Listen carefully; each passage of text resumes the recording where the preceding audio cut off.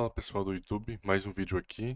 5 filmes que se perderam no Vale da Estranheza do canal Piuí. Olá pessoas, eu sou o Léo. E eu sou o Miguel. E esse é o canal Piuí. Já ouviu falar de Vale da Estranheza? É um conceito que as pessoas perceberam em criaturas que se assemelham a seres humanos, seja CGI ou robôs, por exemplo, animatrônicos, que é o seguinte: quanto mais ele se assemelha a uma pessoa real, mais empatia é gerada. Porém, tem um problema. Em certas figuras muito realistas, às vezes você vai reparar em algum detalhezinho que está diferente do que deveria. Um brilho no olho, uma expressão facial diferenciada, e você não consegue reparar em outra coisa senão isso.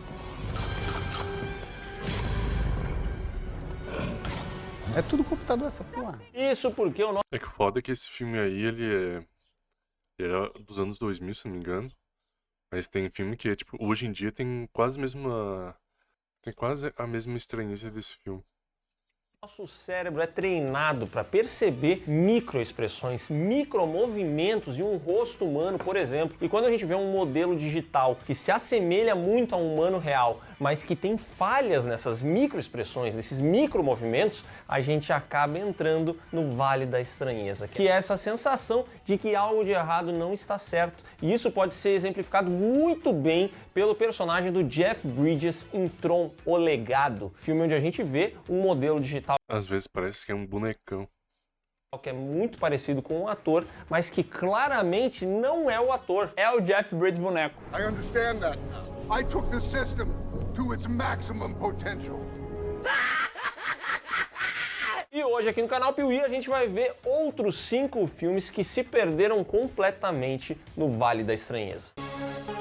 E você, eu acho que se perdeu do botão do like. Acho que você não encontra mais ele na tela do seu celular ou no computador, mas ele fica geralmente abaixo ali do vídeo. Se ele tem um joinha perto ali, na televisão é um pouco mais difícil, tem que descer um pouco e tal, mas você consegue encontrar. Eu vou dar um tempinho pra você procurar aí, você vai encontrar ele e é só apertar, tá bom?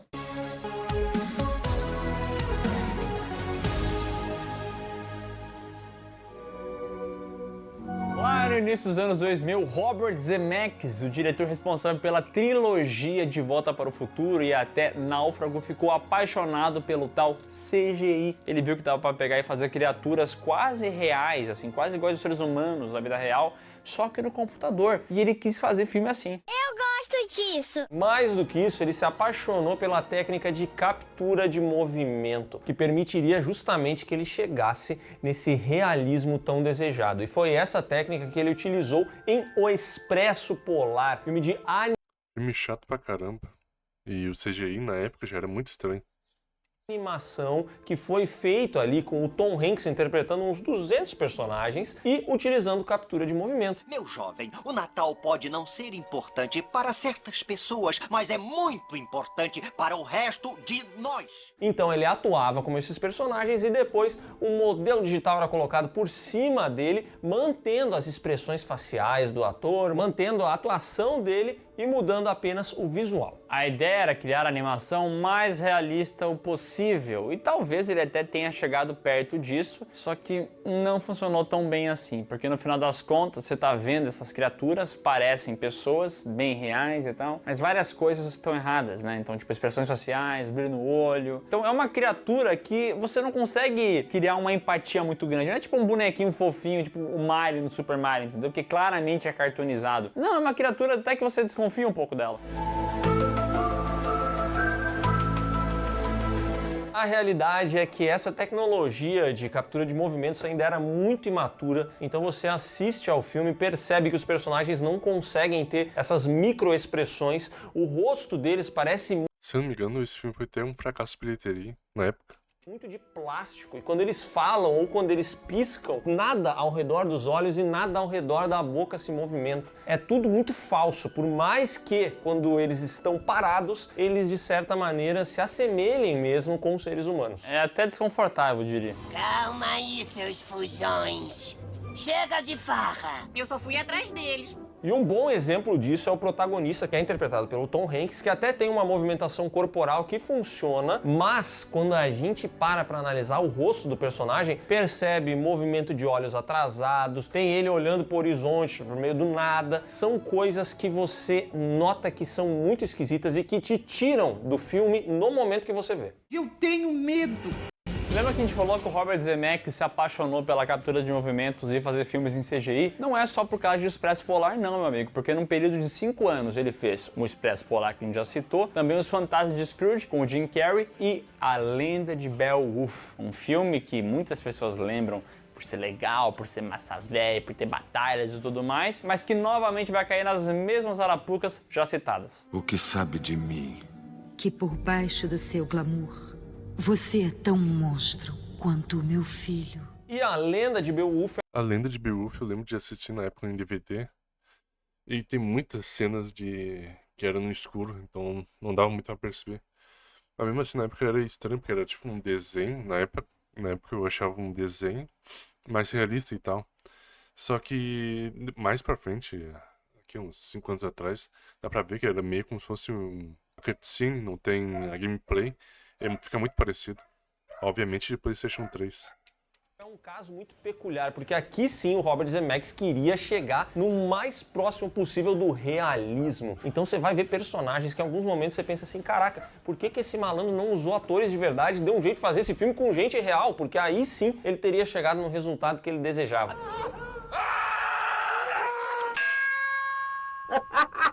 Até porque é curioso, né? Nesse filme eles não fazem coisas tão grandiosas que você não poderia replicar com atores reais e CGI nas criaturas. Você poderia tranquilamente fazer isso, mas ele optou por fazer tudo em CGI e muitas vezes fica legal, mas em várias outras fica bizarro. Eu sou a força, luxúria e poder! Eu sou Beowulf! Esse filme apresenta um problema muito comum do Vale da Estranheza, que é conhecido como Dead Eyes, que são esses olhos mortos, são olhos que claramente não são humanos. Então tem vários momentos que você vai ver esses personagens olhando, por exemplo, para um local errado. Eles não estão focados onde eles deveriam. Tem alguém falando com eles e a visão deles está lá no horizonte, ó, tá lá no meio do nada, assim, parece que eles realmente não estão prestando atenção, mas eles deveriam estar olhando para cá, entendeu? Isso acontece com frequência, os olhos não reagem à luz da maneira como deveriam e isso certamente vai te tirar do filme em vários momentos. Tá olhando o quê? O personagem que o Anthony Hopkins interpreta é particularmente bizarro demais, porque os olhos dele estão toda hora em um lugar diferente do que deveria, você fica olhando e fala, o que tá acontecendo? Será que ele tá torto? Será que ele tá bêbado? Mas não, é essa parada do Dead Eye, assim, não funciona. Esse filme tinha vários atores famosos, inclusive também tem a Angelina Jolie aqui, mas no final das contas ele funciona em alguns momentos, principalmente nas sequências de ação, onde elas ficam mais afastadas, mas quando vira diálogo e é rosto com rosto, assim, aí não dá. Esse filme, inclusive, tem problema de sincronização labial, então tem momentos em que a fala vai sair, mas a boca não vai se movimentar de acordo, e aí também rola aquela sensação de delay que você tem quando baixa um filme, quando assiste ele sei lá onde, quando tenta transmitir via Bluetooth e o som não vai correto, entendeu? Ele tá atrasado. Isso acontece em A Lenda de Beowulf. Gostaria de ouvir a história de minha luta contra a bruxa monstruosa? Ela não é bruxa, Beowulf. É você, Satanás! E não é só de Robert Zemeckis que vive essa lista aqui. Isso porque, quando ele trouxe essa parada, ele acabou também incentivando outras pessoas da indústria. Será que nessa lista também vai ter o Tintin, se não me engano? Que é um pupilo do Robert Zemeckis, que acabou indo no mesmo caminho. Já viu, né? Isso porque em 2011 ele lançou Marte Precisa de Mães, uma animação que também utiliza captura de movimentos. Só que aqui já é 2011, A Lenda de Beowulf é ali de 2007 ou 2008, ou seja, a tecnologia evoluiu e ela evoluiu muito. Tanto que esse filme aqui chegou com essa promessa de apresentar resultados muito mais fiéis à realidade, já que agora eles conseguiam capturar 150 pontos no rosto dos atores, ou seja, é muito movimento, entendeu? Cara, 150 pontos em um rosto, você pega praticamente tudo. A não ser que o sistema não seja tão bem calibrado e que ainda tenha muitas falhas, que é o que aconteceu aqui em Marte Precisa de Mães, e por isso a gente tem vários personagens com um rosto que parece de plástico, que simplesmente não se movimenta da maneira correta. Se os marcianos tivessem pai e mãe, não teriam que raptar as nossas mães para programar robôs. O protagonista, Milo, tem uma mandíbula bizarra, parece que ela tá solta. Ele tá falando, a boca mexe, mas é de uma forma bizarríssima e os olhos foram colados com cola quente, você não consegue ver eles mexer de uma forma orgânica, parece que estão atrasados, parece que eles mexem meio que juntos em algum momento, quando não deveria ser exatamente assim. É muito esquisito, você fica olhando pro Milo e fala, o que tem com ele? Ele tá com alguma doença? Eu tenho probleminha. Bom, o fato é que Marte Precisa de Mães foi um filme que custou 150 milhões de dólares, caríssimo, e ele faturou 40 milhões. E ele foi importantíssimo pra dar uma certa matada nessa captura de movimento por todo mundo, entendeu? Porque como era uma tecnologia muito cara pra sua época, esse filme foi bastante importante para que inúmeros estúdios e produtores se reunissem e falassem assim, cara, eu acho que nesse projeto aqui que não é tão ambicioso, não é tão grande, vamos evitar isso aqui, vamos ir por outro caminho, talvez mais barato, pra gente correr menos riscos. Me perdoa pelo que eu disse antes. Minha vida não seria melhor sem você. Ai, Milo.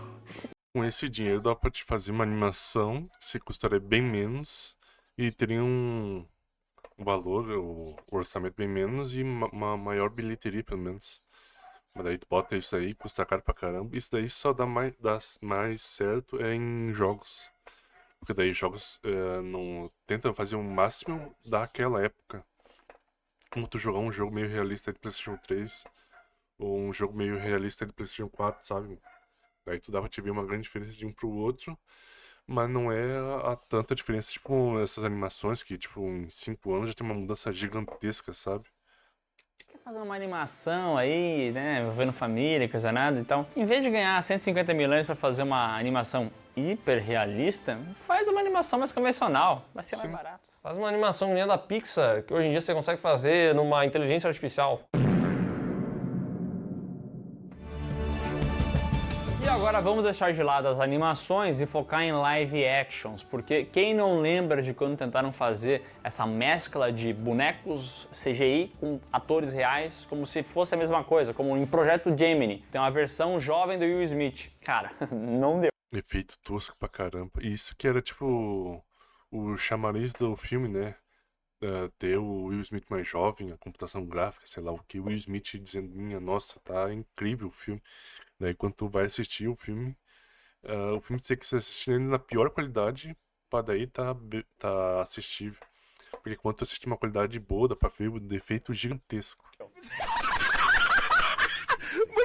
Ou então, no lendário Cats, o filme que bota a galera humana meio misturada com gato, faz ali uns gatos humanoides bizarros. Uma verdadeira catástrofe. Scott and Yards. Mas a gente não tá aqui pra falar desses dois aqui, vamos fazer um exemplo muito recente, que é Branca de Neve, filme lançado em 2025, um fracasso na opinião pública que deu muito errado e que aqui nos introduziu aos anões. Os anões, 7 anões, se você está ligado à história clássica, que vão ajudar a Branca de Neve a passar por vários percalços, aqui eles estão presentes no filme e, meu amigo, o que aconteceu com eles?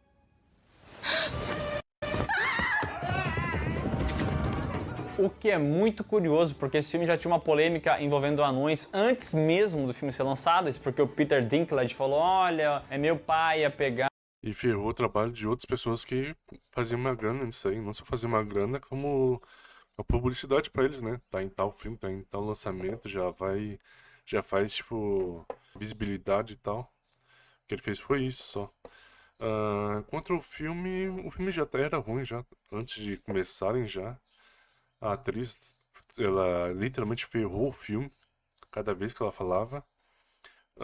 O filme foi regravado várias vezes até ser lançado, ou seja, custou muita grana, mais ainda. E no final foi um grande fracasso que todo mundo já sabia que ia acontecer. Pessoas com nanismo para fazer esses papéis aqui que estigmatizam toda uma classe e tal. Ele veio a favor das pessoas com nanismo. E eles então não colocaram pessoas com nanismo, fizeram CGI para resolver o problema. Que coisa horrorosa! Isso aí, ele conseguiu tirar o emprego de uma galera que ia ganhar uma graninha aqui, garantindo que assim ele seja, né, o ator com nanismo de destaque no cinema atualmente. E o pessoal teve que se virar e fazer esses anões com muito uso de tecnologias que lá no passado a gente não tinha. Então aqui a gente vai ter deepfake, tem upscaling, tem captura de movimento em tempo real. É uma tecnologia muito avançada do que as que a gente viu até então. Ou seja, tinha tudo para dar certo, mas deu tudo errado, né? Para começar, esses 7 anões, dos 7, 4 são iguais. Os únicos diferentes são o Zangado, o Mestre e o Dunga. De resto, você olha para os anões e eles têm o mesmo rosto. E isso já causa um estranhamento. Não, esperem, por favor. Bom, sim, o que acharam que eu era? Nada não. Fantasma. Aí você vai ver a movimentação desses rostos dentro desses corpos falsos e, cara, simplesmente nada funciona. É porque assim, são rostos hiperrealistas cartoonizados. Não faz sentido, porque você vê ali, pô, tá muito real. É como uma pele humana, é como um pelo humano e tudo mais, mas é um rosto cartoonizado, então você fica achando estranho, né? Cara feia, quem é essa pessoa feinha que você me mandou? Tenho medo. E eu acredito de verdade que essa decisão de fazer os anões muito parecidos, alguns deles, essa falta de variedade facial, contribui muito pra você olhar e pensar assim, caraca, realmente eles são muito irreais, entendeu? Por que esses É que isso daí foi pra facilitar eles depois, né? Porque fizeram tudo o mesmo design, assim economizava tempo e dinheiro principalmente. aqui são iguais e por que os que têm destaque são diferentes? Aí não tem como, né? A Disney se viu pequena nessa situação. O filme tem muitos problemas, mas essa questão dos anões é o maior deles, ironicamente. Você não vai com a minha cara? Pee-wee não é Pee-wee sem um... Na real, não, eu acho que é mais por causa da mulher lá e da vilã também, que não tinha grandes coisas, além do roteiro próprio. Porque os anões, se não me engano, eles nem parecem tanto tempo assim de tela. Roubinho na lista, isso porque a gente não vai trazer um filme agora, e sim uma série, She-Hulk. A série que mostra a mulher Hulk. So I'm clearly nailing it at all of these things. A gente sabe que esses universos de heróis usam e abusam das tecnologias, a gente tem... Eu lembro que na época que lançou She-Hulk, todo mundo falando da advogada, né? Aí eu, se eu não me engano, foi na mesma época que foi lançada na Netflix a Advogada Extraordinária. Um dorama lá de uma advogada que ela tinha, acho que era autismo, se eu não me engano. E eu achei 1000 vezes melhor, mais engraçado. Um monte de cena de boneco. Tem boneco que é muito bem feito, que nem o Thanos. Tem boneco que é muito mal feito, que nem boa parte desses bonecos. E um deles, obviamente, é a She-Hulk. Quando apareceu lá no primeiro trailer da série, já causou um certo estranhamento. Porque a ideia aqui era fazer esse personagem, esse modelo digital que mantivesse o visual da atriz Tatiana Maslany. Isso deu errado. A pele dessa personagem meio que não existe, não tem textura, né? Muitas vezes ela parece que tem umas sombras completamente exageradas, e desde que a gente viu as primeiras imagens, isso já era um pouco incômodo. Aí veio a série e esse incômodo multiplicou-se por 200.000 vezes, porque de fato existe aí uma história de que no meio do caminho eles perceberam que para otimizar tempo, para otimizar investimentos, era preciso fazer as coisas de uma maneira mais rápida. E aí, como eles não escolheram a coisa mais óbvia do mundo, que era ter maquiado essa mulher, pinta a mulher de verde, eles decidiram fazer o boneco, não tinha o que fazer, né? Poderia pintar para facilitar mais o CGI, sabe? Já botar em uma face que já tá desenhada. Ficar correndo a produção e ficou pior do que já era no trailer. Mas que porra é essa, hein? A personagem foi renderizada em tempo real usando uma combinação de CGI e rotoscopia. E daí na hora de ficar o produto final, né, com a aparência da Tatiana Maslany, você vê que tem algo errado. E cara, eu acho que o maior dos problemas não é nem o rosto em si, são os movimentos. Porque eles têm uma fluidez meio bizarra, tá ligado? Eles meio que são smooth, assim, eles meio que... Who the hell are you? Jennifer Walters, attorney at law. Isso aqui é você pegando seu celular e gravando em 60 frames por segundo. Aí depois você vai assistir e percebe os movimentos tão fluidos, assim, tão diferentes do que você tá habituado. E essa série é inteira assim. Essa personagem desliza pelo chão, ela não anda. Ainda tem um problema de sincronia labial em alguns momentos, porque a voz tá sendo de um jeito, a boca tá de outro. Não. Seria inteligente se fizessem uma série em desenho, tipo um What If, sabe? Quase a mesma qualidade de What If. E dizer, essa série se passa no mesmo universo dos Vingadores, sabe? Aí sim, daí faria mais sentido, que daí depois ela poderia aparecer em live action e tal, e não ser tão estranho como foi aqui. Fora que eles gastariam bem menos também dinheiro. Não abre quando deveria abrir, não fecha quando deveria fechar, o olho também às vezes não abre direito, a sobrancelha não mexe, cara, tá tudo errado. É muito esquisito. Vai um tempo até você olhar a série e falar assim, caraca, eu não vou mais me importar com isso. I'm sorry, but I can't represent him, sir. I have a serious conflict of interest. This man tried to kill my cousin, Bruce. Em um universo onde a gente já viu um monte de personagem pintado, eu acho meio irritante que eles tenham feito essa personagem aqui dessa maneira, entendeu? Isso daqui pra mim tinha que ter sido resolvido com efeito prático. O Hulk é mais difícil. Porque ele é muito exagerado, ele é muito grande, mas ele também é um pouco mais cartunesco, é mais fácil de resolver. Essa personagem não é cartunesca, ela tenta ser real, ela tenta ser uma mulher verde forte, entendeu? Gostosa, na real, né? Uma gostosa forte. E pô. aí não dá, cara, simplesmente é incomparável essa ideia aqui. E no final ainda aparece o filho do Hulk lá. Puta merda. Meu Deus do céu. Criminoso. Tinha que ter pintado um bebê de verde. É verdade, falou tudo. This is my son, Scar.